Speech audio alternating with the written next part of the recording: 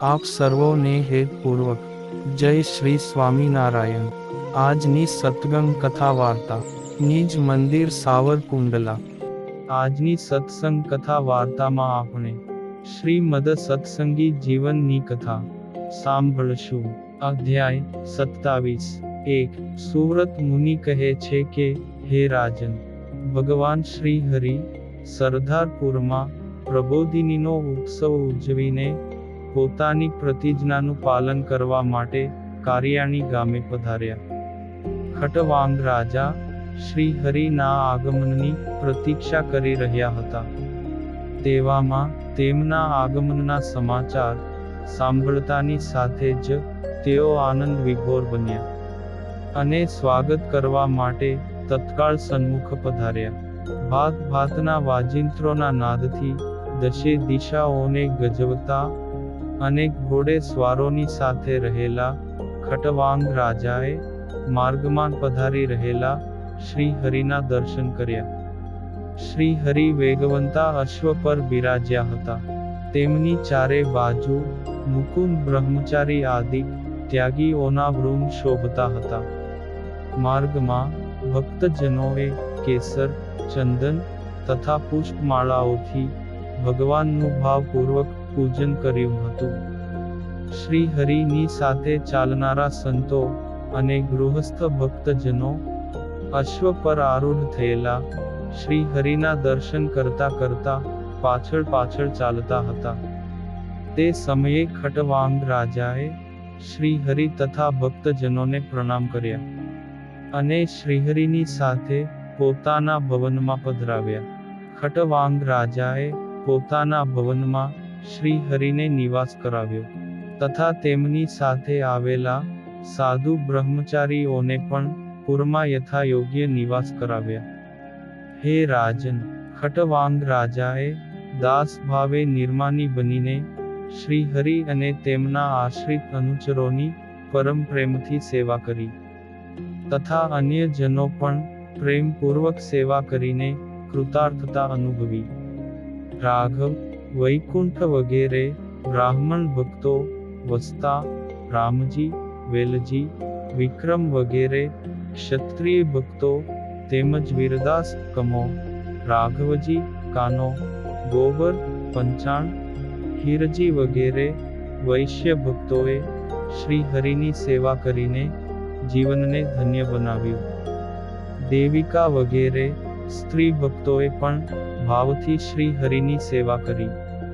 એ જ પ્રમાણે વિશુદ્ધ અંતરના સર્વે ભક્તજનોએ શક્તિ અને સંપત્તિ અનુસાર શ્રી હરિની સેવા કરીને જીવનને કૃતાર્થ કર્યું।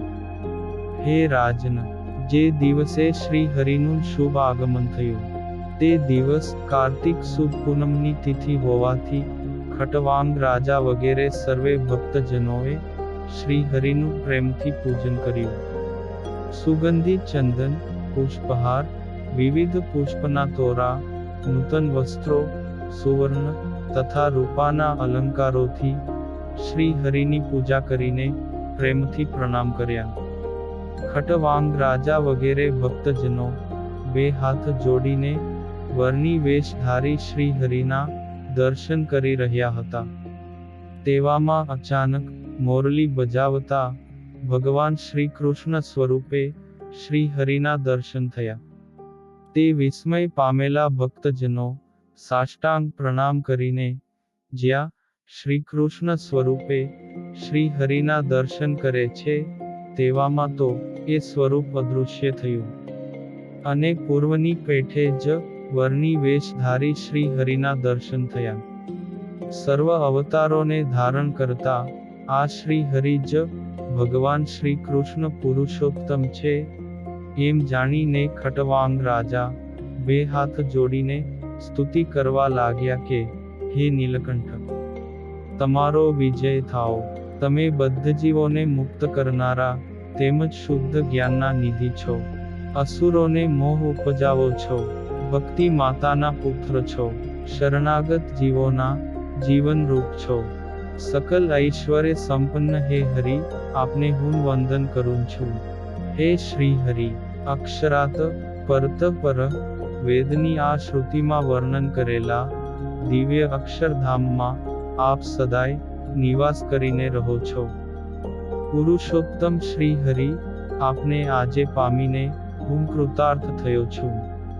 આમ અનેક શમદમાદિક સાધન સંપત્તિના સામર્થ્યથી માયિક 3 ગુણોના કાર્યનો ત્યાગ કરીને બ્રહ્મ ભાવને પામેલા જીવાત્માઓના પણ પરબ્રહ્મ પુરુષોત્તમ તમે જ ઉપાસ્ય ઈષ્ટદેવ છો.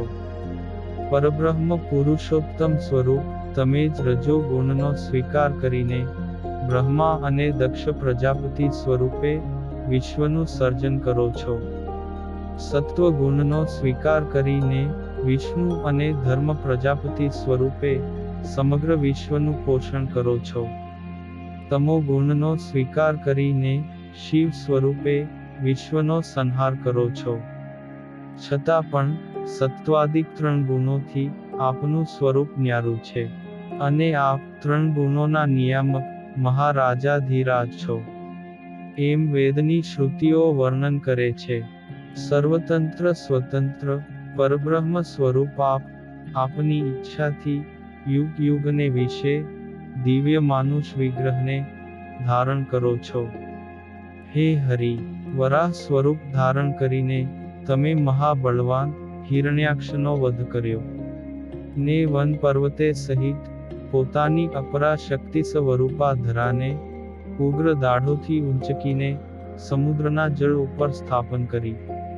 હે ભક્તજનોના મનોરથ પૂર્ણ કરનારા શ્રી હરિ, તમે રુચિક મહર્ષિની પ્રાર્થનાથી લક્ષ્મી દેવીની સાથે યજ્ઞ નારાયણ સ્વરૂપે પ્રગટ થયા, અને ત્રિલોકનું પાલન પોષણ કરનારા તમે સ્વયંભૂ મનુના રક્ષણને અર્થે અસુર સમૂહનો વિનાશ કર્યો.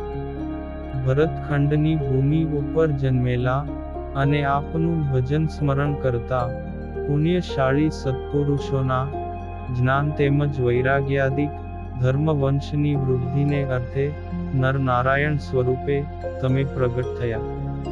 હે શ્રી હરિ, કર્દમના પુત્ર કપિલ સ્વરૂપે પ્રગટ થઈને કાળે કરીને નાશ પામેલા સાંખ્ય જ્ઞાનનો બોધ તમે પ્રથમ માતા દેવહૂતિને આપ્યો, ત્યારબાદ પોતાના આસુરી નામના શિષ્યને આપ્યો, તથા પૂર્વે મહાસિંધુના દ્વીપમાં નિવાસ કરીને તીવ્ર તપશ્ચર્યા કરી.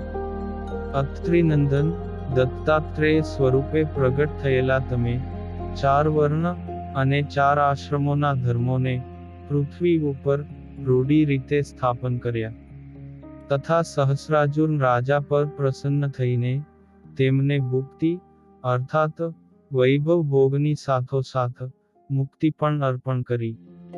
નવીન મેઘ સમાન શ્યામ સુંદર વિગ્રહ ધારી તમે વાસુદેવ સ્વરૂપે પ્રગટ થયા, ને વરદાન આપનારા 4 ભુજાઓને વિશે શંખ ચક્ર તગદા ને પદ્મ ધારણ કરીને ધ્રુવજી પર અનુગ્રહ કર્યો, તથા મધુવનના નિવાસી જનોનો પણ ઉદ્ધાર કર્યો.